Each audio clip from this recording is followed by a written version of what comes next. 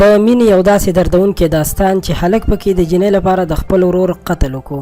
دا واقع څنګه او چرته شوې دا ویډیو تر اخره وګورئ.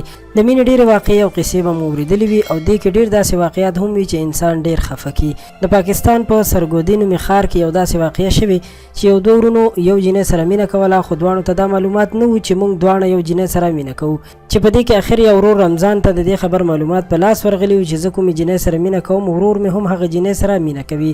نو بیا یې صبر نه دی کړی او کله چې ورور ویده شوی تمانچه یې راخیستی او خپل ورور یې پې ایشتلی دی او وژلی دی. د وژل شوي ورور نوم یې عبدالرحمن یادیږي او داسې هم ویل شوي دي چې دوی دواړه غبرګوني وروڼه وو او د یو بل ښه دوستان هم وو، خو د مینې په نوم یې یو ورور د بل ورور قتل وکړو.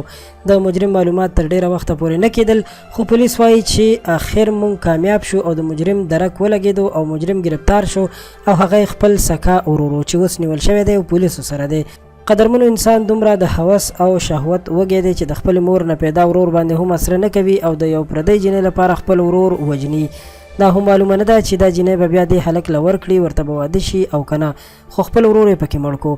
نن سبا هر ځای کې دا حال دی، د رشتو قدر نشته، د خپلوانو ترمنځ مینه کمه شوې ده او هر سړی په خپل غم او په خپل ځان کې ډوب دی. پاک رب دې په موږ ټولو مسلمانانو باندې رحم وکړي، امین. مننه کوم د ویډیو د کتلو. زموږ چینل در سره سبسکرایب کړئ. خوشحاله اوسئ.